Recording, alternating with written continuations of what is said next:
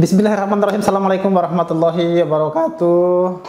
Pada kesempatan ini saya akan mencoba untuk berbagi cara atau membagikan beberapa hal teknis berkaitan dengan Tridharma perguruan tinggi, utamanya dalam penelitian terkait submit atau output dari penelitian itu sendiri. Oke, pada kesempatan ini saya akan mengupas tentang bagaimana cara agar paper kita, jurnal kita bisa diterima di beberapa jurnal yang berreputasi, baik yang internasional maupun nasional, yang terindeks Scopus atau WOS atau SINTA kalau misalnya jurnal-jurnal dalam negeri. Oke.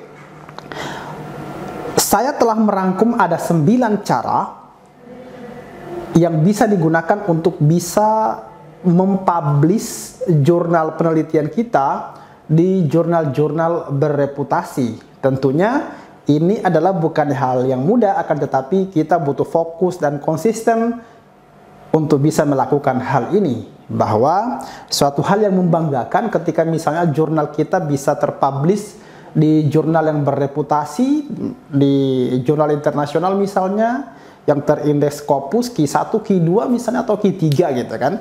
Itu suatu hal yang membanggakan. Pertama, hal yang perlu dilakukan adalah kita mencoba untuk memperbanyak referensi. Awalnya adalah kita mencari topik. Kita bisa menggunakan pencarian-pencarian di Google. Kita bisa mencari beberapa jurnal yang sedang call paper gitu kan, beberapa jurnal yang sedang membuka untuk bisa kita submit jurnal kita.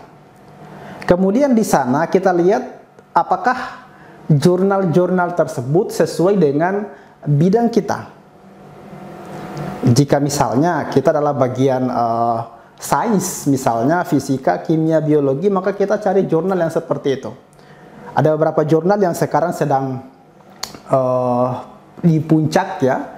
Ada Elsevier yang pertama, Springer, kemudian habis itu Francis and Taylor gitu kan.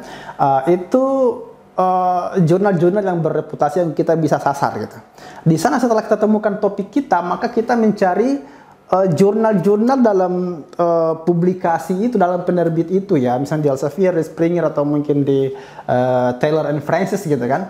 Kemudian kita cari yang satu topik dengan kita, dengan bidang kita, kemudian kita pelajari, di-download boleh, kemudian di-print, kemudian dipetakan. Mana yang searah dengan arah penelitian kita.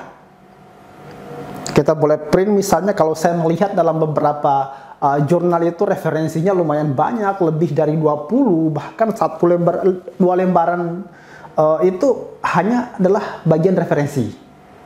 Jadi kita perbanyak referensi, kita kaji, karena referensi itu dibutuhkan di bagian introduction, juga di bagian result and discussion.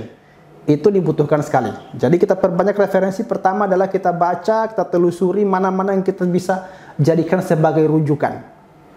Setelah itu kita mencoba untuk bisa memahami beberapa informasi penting dari jurnal itu. Tentunya yang satu topik, yang satu arah dengan penelitian kita. Jadi kita cari dari jurnal yang kita baca tadi, bagusnya kalau memang kita niatkan, itu jurnalnya di-download aja dulu semuanya, kemudian di-print out, kemudian kita telaah satu-satu.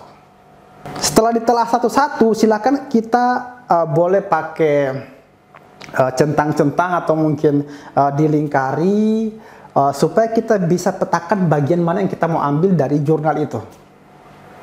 Jadi kedua tadi adalah kita mencari informasi penting dalam jurnal itu yang searah dengan penelitian kita. Kemudian yang kedua adalah kita harus punya sebuah patokan bahwa artikel yang kita susun itu adalah tidak kurang dari 5.000 kata. Jadi sebisa mungkin kita perbanyak katanya, kita perbanyak susunan kalimat di dalamnya. Setidaknya kajian penelitian kita itu adalah mendalam. Jadi kita bisa telaah dari beberapa jurnal, kita rampungkan, simpulkan, kemudian kita ramu dalam kalimat-kalimat baru.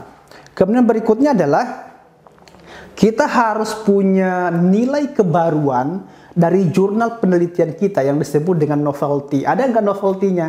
Karena penerbit jurnal juga melihat apakah ini adalah sesuatu hal yang baru atau ini adalah sesuatu hal yang basi gitu kan. Jadi kalau misalnya sudah diteliti oleh banyak orang, ngapain lagi diambil untuk diterbitkan gitu kan. Jadi sebisa mungkin kita sebagai peneliti itu mencari topik-topik penelitian yang memang belum tersentuh atau tersentuh tapi sedikit. Atau boleh juga mengambil penelitian yang umum akan tetapi metode atau hasil yang kita dapatkan itu ternyata berbeda.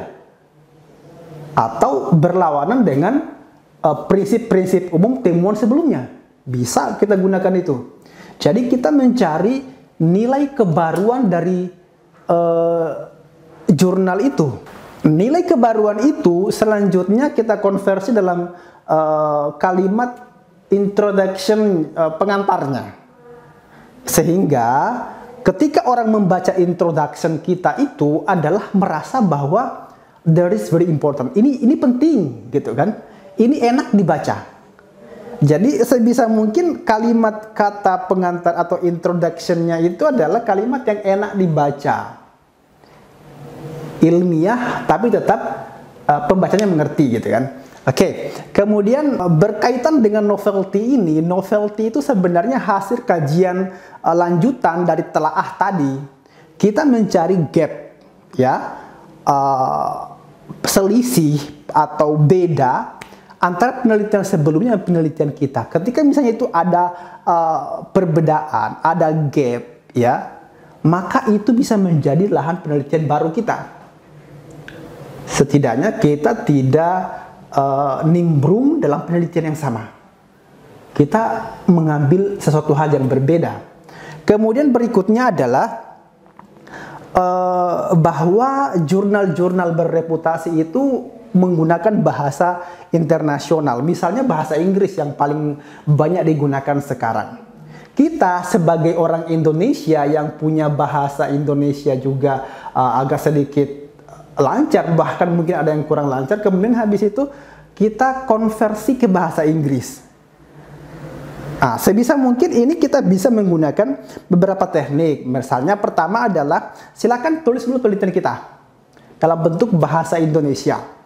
Sampai semuanya rampung dalam bahasa Indonesia, kemudian kita translate dalam bahasa Inggris. Translate-nya misalnya bisa menggunakan jasa translate yang sekarang banyak umum digunakan, atau mungkin bisa kita menggunakan mitra kolega kita, misalnya kan dalam satu institusi, misalnya saya misalnya dosen bagian fisika. Otomatis bahasa Inggris saya misalnya nggak terlalu nggak terlalu lancar. Jadi saya melibatkan teman saya untuk bisa melakukan proofreading ya, untuk bisa mengkoreksi bahasa yang saya gunakan dalam translate itu. Ini sebisa mungkin bisa diupayakan karena pembaca ketika misalnya jurnal kita setelah kita transfer ke bahasa Inggris, itu pembaca memahami dari bahasa yang kita ungkapkan. Ya, jadi sebisa mungkin ini bisa dihindari kesalahan bahasa, karena bagaimana orang bisa memahami jurnal kita kalau dari segi bahasanya aja mengarahkan pada definisi-definisi atau konsep-konsep yang tidak pada tempatnya gitu kan. Kemudian berikutnya adalah jurnal-jurnal internasional itu merekomendasikan kalau boleh itu penulisnya lebih dari satu orang. Oke. Kemudian direkomendasikan pula sebenarnya kalau misalnya lebih dari satu it's okay. Kemudian beda institusi atau beda afiliasi itu lebih bagus.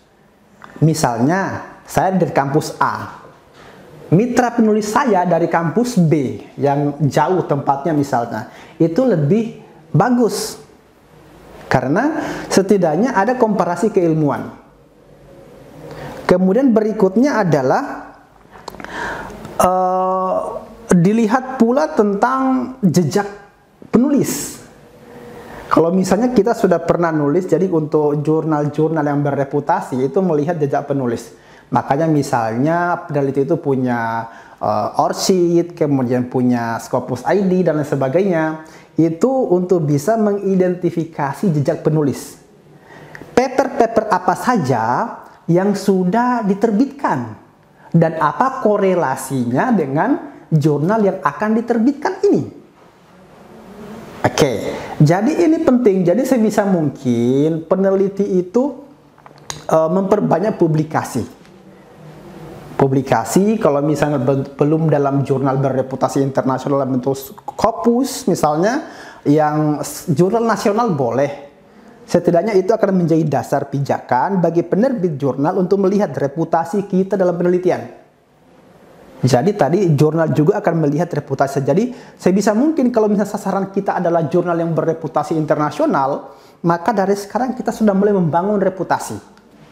Sehingga dari reputasi itu akan muncul trust, muncul kepercayaan. Oh, ini betulan peneliti baik. Peneliti, kualitas penelitiannya bagus. Karena jejak penelitiannya terstruktur. Kemudian berikutnya, faktor yang fatal juga adalah tentang plagiasi. Sebisa mungkin kita mengusahakan plagiasi bisa kurang dari 10% untuk jurnal internasional yang terindeks Scopus maupun yang lain gitu. Ini penting karena disinilah dilihat apakah betul-betul kita adalah sungguh peneliti. Apa jadinya seorang akademisi misalnya jika plagiasinya lebih dari 20%, lebih dari 30% malahan. Ini menunjukkan bahwa itu bukan pure peneliti. Jadi kita menunjukkan bahwa kita adalah peneliti yang berreputasi, yang berkualitas, dengan kualitas paper kita itu bukan saduran dari jurnal lain gitu. Jadi faktor pertama yang dicek oleh jurnal itu adalah pertama tadi bahasa, kemudian kedua adalah plagiasi. Hati-hati, plagiasi bisa menyebabkan hilangnya kepercayaan dari publik dan dari penerbit untuk diri Anda sebagai seorang peneliti. Kemudian berikutnya adalah bahwa dalam penerbitan jurnal itu nggak instan. Itu butuh proses panjang. Kita submit pertama mungkin ditolak, kecewa.